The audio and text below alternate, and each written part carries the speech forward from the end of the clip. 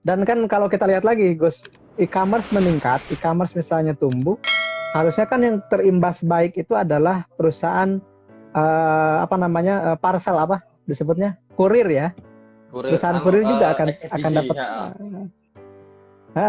ekspedisi, kurir shipping gitu kayak gitu kan pasti terimbas positif Iya. seharusnya gitu. Sayangnya Yes, katakanlah big player di bidang itu belum listing kan di bursa ya kalau kalau nggak salah gitu. iya, betul, betul.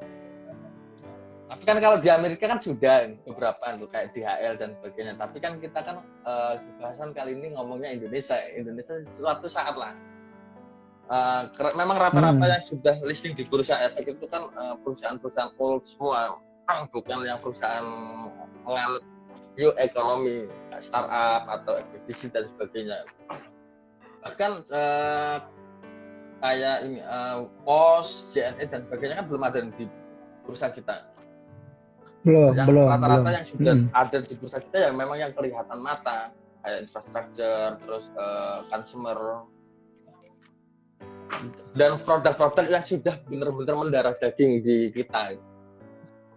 Betul, betul. Dan kalau saya kemarin baca riset tentang ekspedisi ini gitu, kan market share-nya itu yang nomor 1 JNE itu, JNE, yang kedua JINT kalau nggak salah, yang ketiga baru Tiki. Jadi memang yang tiga big player di bidang ini nggak ada di bursa gitu. Meskipun ada beberapa saham yang memang ada juga di divisi kurirnya ada sih sebenarnya, cuma nggak besar gitu. Gitu Gus.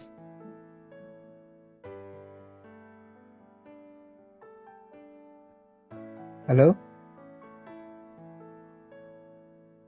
Terputus ya teman-teman. Sambil nunggu tersambung lagi, tadi ada beberapa pertanyaan yang kita coba jawab ya teman-teman. Mohon maaf, Gus adanya lagi ada kendala koneksi ya. Oke. Kita coba cek dulu pertanyaan karena waktunya pun tidak lama. Oke.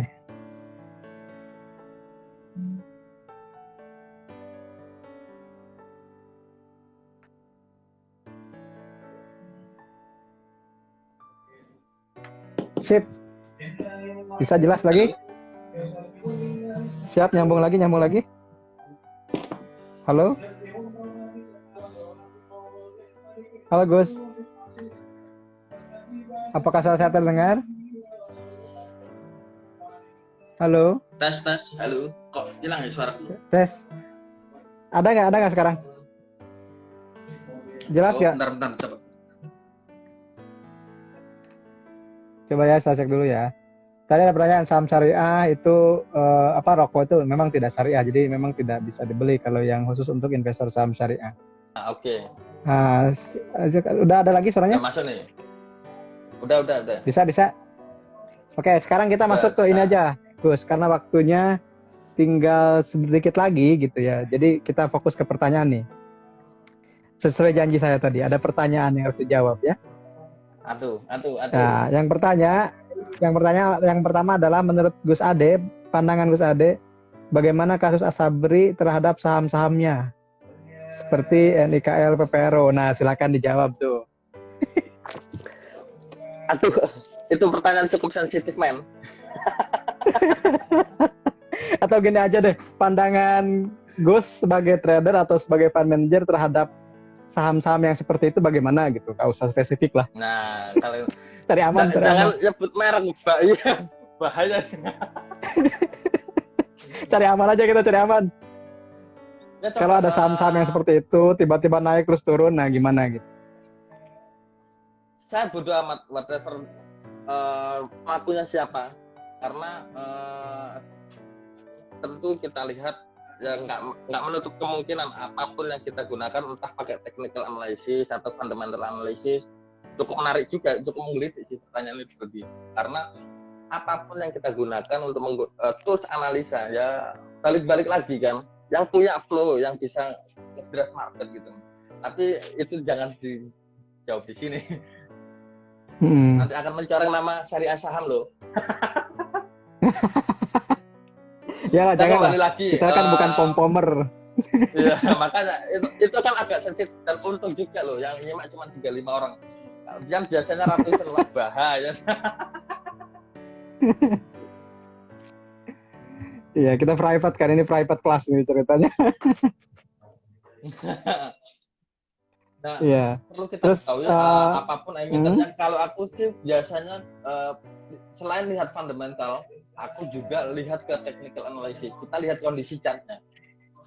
Ya terus terang lah, saya bukan orang yang rajin ngecek laporan keuangan. Saya juga bukan orang yang rajin ngitung-ngitung, beda lah sama Hamsi ini ya. Sahabat saya memang basic beliau kan ada di fundamental, selalu melihat laporan keuangan dan sebagainya. Kalau saya melihat itu, wah keburu ditinggal market sudah. iya benar. Saya lebih banyak ke ini sih, pendekatan saya ke technical analysis yang mengacu pada statistik. Ya udah kita sekalian. Tadi sorry saham apa ini? Gimana? Saham apa yang ditanyakan? Gini. Oh iya, saham-saham tadi, saham itu mah saham-saham gorengan jangan dibahas. Maksudnya Ya, sahamnya gak rame. Nah, kita gini aja. Menurut Gus Ade, tahun depan saham apa yang akan menarik kira-kira? Kemudian kaji secara teknikal gitu aja deh. Kapan masuknya bagusnya? Nah gitu deh. Aduh. Bahas gini ini rawan juga. Makanya kan kenapa saya berat hati kan di situ kan ada labelnya fund manager, otomatis perspektif masyarakat kalau udah ngomong fund manager kan dananya bukan lagi sedikit kan, M bahkan T gitu. Oh, iya benar. Artinya Nanti kan ada saya ini, nanti ada flow gitu.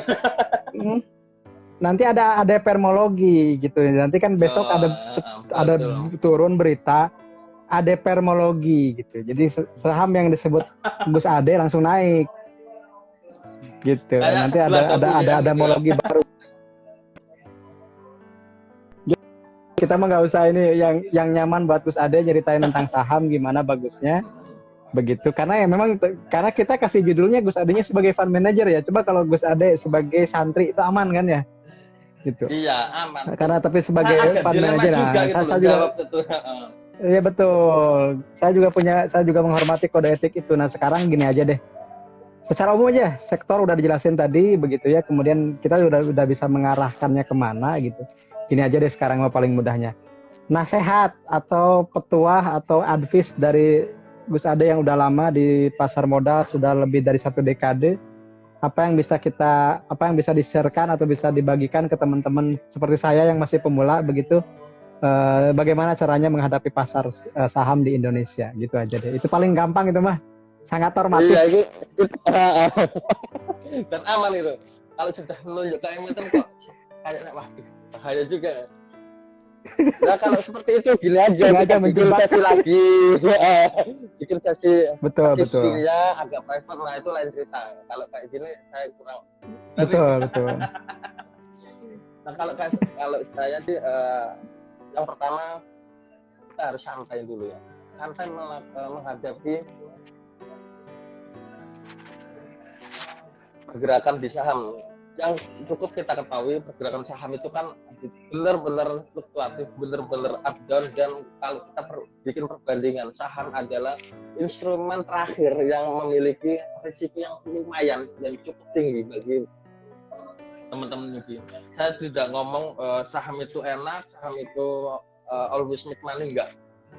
Karena perlu diketahui saham itu ada nggak enaknya, terus saham itu juga ada resikonya. Paling nggak kan kita harus always learning, keep improving, belajarlah sama teman-teman yang ahli. Dan zaman sekarang cukup enak karena ada beberapa komunitas besar yang bisa kita gali informasinya, seperti sahabat saya Syekh Hamsi kan bisa nanti diulik terus cara berinvestasi yang tepat atau apalah gitu ya.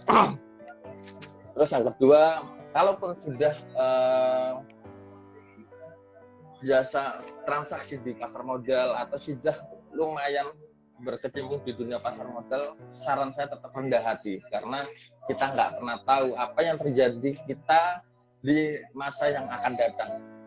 Oke, di technical sendiri kan ada yang namanya istilah sejarah selalu berulang. Memang iya, tapi ada juga nggak sejarah itu terulang tapi nggak sama persis, dengan pola yang agak sedikit berbeda, dengan pola yang agak dimodif. Nah, teman-teman itu juga harus tanggap dengan perubahan tersebut. Ya, saran saya ya jangan terlalu saklek banget. Kita nggak pernah, karena market sendiri ini kan, kalau di technical analysis chart itu menunjukkan psikologi market. Nah, yang namanya market itu kan dikendalikan oleh manusia, dan hatinya manusia itu pun juga berbeda-beda. Ada yang moodnya baik, ada yang moodnya jelek, ada yang lagi senang, ada yang lagi susah. Saya lihat chart itu lebih banyak ke hatinya wanita, susah ditebak kan. Benar. Tapi paling enggak kan kita bisa membaca probabilitas. Nah, dalam statistik ada yang namanya probabilitas. Nah, maka dari probabilitas itu lagi kita balik lagi ke manajemen risiko. Nah, setiap kasus itu juga berbeda-beda. Retail dan institusional itu pun juga berbeda cara mitigasi risikonya. Ada juga yang trader dan investor pun juga beda cara mengelola risikonya. Kita nggak usah ngomong retail sama institusional, kok kelihatannya naif banget. Trader sama investor itu beda cara mengelola risikonya. Kalau trader kita kan nggak butuh untuk investasi panjang, bisa beli pagi jual sore, terus targetnya pun juga nggak panjang. Tapi ada juga technical yang bisa kita baca dengan pola-pola tertentu dengan target cukup lumayan panjang. Kalau saya kasih bocoran, biasanya kita baca yang namanya elite wave atau chart pattern itu cukup lumayan untuk proyeksi harga.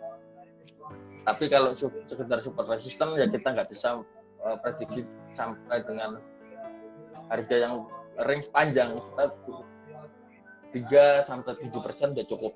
Tapi kalau kita proyeksikan technical dengan pola-pola seperti chart pattern yang HNS, rounded dan sebagainya, ataupun kalau teman-teman yang nggak asing dengan yang namanya elite wave, itu kan kita mempelajari ayunan statistik, itu juga bisa digunakan untuk proyeksi jangka panjang. Hampir sama polanya dengan value investing, cuman value investing kan menurut saya agak bias karena under value. Harga semakin turun kan dia semakin murah, tapi kan kita nggak tahu batasan turunnya sampai mana. Nah, kalau technical analysis kita kan masih bisa akalin tuh ketika harga breakout di level support, artinya harga sudah akan berlanjut mengalami penurunan, entah signifikan atau enggak. Tapi kalau fundamental ya semakin turun kan biasanya kan semakin murah. Teman-teman fundamental biasanya ya kita lagi harganya oke, kita punya margin, kita punya kekuatan, punya peluru ya, punya modal, kita bisa averaging lagi. Nah, kalau dari teman-teman fundamental ya saran saya ya lakukan manajemen portofolio dengan sehat, dengan ketat tentunya. Ketat dalam arti misalkan kita punya uang 10 juta, kita beli salah satu emiten ya jangan langsung all out 100% ya, bisa mulai dari 5% dulu, 10% dulu, semakin turun nanti ketemunya di all out gitu, di harga tertentu. Nah, ada banyak sekali strategi yang harus kita pelajari. Makanya di saham ini cukup unik ya. Kadang-kadang saya sendiri juga mood saya naik turun. Terus terang, saya pun juga pernah kok galau, nggak bisa makan karena lihat harga saham yang turun cukup signifikan. Ya kelihatannya aja kan edan. Nah, maka dari itu kita menghindari hal-hal halo ya. Untuk menghindari hal-hal tersebut maka perlunya manajemen risiko. Dan setiap orang punya profil risiko yang berbeda. Kalau saya sendiri kebetulan saya termasuk orang yang risk taker. saya berani ambil risiko. Kalau istilah dari orang Surabaya sendiri, kalau kita nggak gila ya nggak bakal kebagian. Semakin banyak risiko yang kita ambil, otomatis ya semakin banyak yang kita dapat. Tapi itu nanti juga tergantung ini juga ya, AUM. AUM itu aset under management. Aset under management itu tergantung modal kita. Kita juga harus melakukan perhitungan yang tepat. Semakin besar modal yang kita gunakan, juga harus pendekatan resikonya juga berbeda. Oke, saya basicnya risk taker. Tapi ketika kita dihadapkan dengan modal yang cukup besar, ya kita nggak bisa dong risk taker. Kita bisa narik ke mid, moderate, atau bahkan jadi ke konservatif. Dan itu pun juga tergantung, makanya banyak faktor. Betul. Oke Gus, Oke. Secara umum mungkin saya bisa simpulkan bahwa apa yang dinasehatkan atau yang disarankan, direkomendasikan oleh Gus Ade itu sama sejalan dengan apa yang sering kita share juga di Syariah Saham, yang kita dengan teknik FATAMA gitu kan, fundamental analysis, technical analysis, money management. Jadi bagaimana kita mengenali saham itu fundamentalnya dulu supaya tidak salah pilih dalam jangka panjang begitu. Dan saya setuju kalau value investing pun memang bias kadang gitu, karena subjektivitas juga dalam menentukan nilai wajarnya. Karena itu saya tidak cukup hanya dengan fundamental, saya pun menggunakan teknikal. Teknikal itu yang bisa menangkap peluang lebih awal dan juga bisa keluar lebih dini gitu. Kenapa? Karena saya mempelajari teknikal terus terang karena saham syariah itu kan setiap 6 bulan direview. Setiap 6 bulan kan direview, jadi artinya kita tidak bisa juga memikirkan bahwa ini jangka panjang terus gitu. Kenapa? Karena yang namanya fundamental pun bisa turun, kinerjanya bisa turun. Contoh, Astra sekarang misalnya turun, dan itu akan mengubah jadi mahal. Saham-saham konstruksi, karena misalnya pendapatannya anjlok, PR-nya jadi ratusan kali, kan jadi mahal juga. Gak masuk di value investing, gak masuk bahkan di growth investing. Nah, akhirnya yang paling menentukan adalah money management, risk management tadi gitu. Kalau risk management mau fundamental maupun teknikal, kita tetap dikawal dengan modal yang ada, sesuai dengan Gus Ade tadi. Kalau modalnya besar seperti apa, kalau modalnya kecil seperti apa. Karena akan berbeda pola pandang ketika kita modalnya baru jutaan dengan triliunan, pasti berbeda. Karena bicara tentang ketersediaan barang di pasar juga kan. Kita bisa borong misalnya kalau modal kita masih kecil, tapi kalau modal kita besar, barangnya yang nggak ada, papannya habis semua kan gitu istilahnya. Jadi itu juga yang harus diperhatikan. Saya coba sedikit share ya. Misalkan katakanlah kita ngomong soal LQ45, LQ45 yang kita kenal sebagai blue chip, dan menurut teman-teman itu kapitalisasinya udah lumayan besar. Tapi bagi fund manager, kita mau jualan aja sudah bingung gitu loh. Iya, betul. Butuh berapa hari buat menjual atau butuh berapa bulan bahkan buat melepas bukan barang hari, gitu bukan ya. hari. Kalau saya bulan saya alami, minimal itu 6 bulan baru clear all. Baru keluar semua. Betul. Nah, itulah bedanya teman-teman. Jadi beruntung sekali kita pagi ini berkumpul dan ngobrol dengan fund manager beneran gitu. Terbukti dengan beliau bilang jual LQ45 aja sampai berbulan-bulan. Bisa kebayang tuh uangnya berapa puluh triliun mungkin ya. karena tadi ya kan. Gini Gus, mohon maaf mungkin karena kita dibatasi waktu, jadi yang namanya live Instagram memang tidak bisa berlama-lama dari 1 atau 2 jam gitu. Dan kita sangat bahagia dan gembira sekali pagi ini bisa ngobrol dengan Gus Ade, dan mudah-mudahan jadi keberkahan ilmu tersendiri buat saya pribadi dan buat teman-teman yang nonton di pagi ini. Closing statement. Gimana? Saran sekaligus closing statement. Closing statement. Plus saran. Gak ada cara lain untuk tetap belajar, dan sampai detik ini saya pun masih belajar. Dari siapapun kita nggak pernah tahu kan. Karena selamanya kita akan jadi murid market. Itu aja sih. Sip. Setuju sekali. Guru yang terbaik di pasar modal adalah pasar itu sendiri. Nah, itu mungkin quote kita pagi ini. Dan kita harus selalu menjadi murid Mr. Market, murid pasar, karena pasar selalu dinamis, tanpa bisa diduga, dan sangat bengis dan juga sadis kalau kita tidak bisa menyikapinya. Terima kasih Gus Ade atas waktunya. Oke. Mohon maaf kalau mengganggu waktunya di pagi ini. Lain kali kita ngobrol lebih panjang dan lebih lebar lagi tentang apapun, bukan hanya saham tapi hal lain yang bisa kita share, insight tentang kenegaraan ataupun yang lainnya. Gimana? Halo? Sorry saya potong. Ya, gimana? Nanti kalau di floor yang umum, jangan fund manager. Aku biar bebas kalau share. Kalau ini kan kita kepotong sama kode etik, ini susah ini. Masalahnya kan itu request. Nah, makanya nanti gini aja, Bang Amsi, guru madrasah, Gus Ade, apa gitu ceritanya. Jadi kita bebas ngobrolnya. Nah, betul nggak? Kalau mau fund manager kita nanti bikin seminar tertutup untuk gimana? Setuju nggak? Ada yang setuju nggak teman-teman? Nah, nanti kita cek.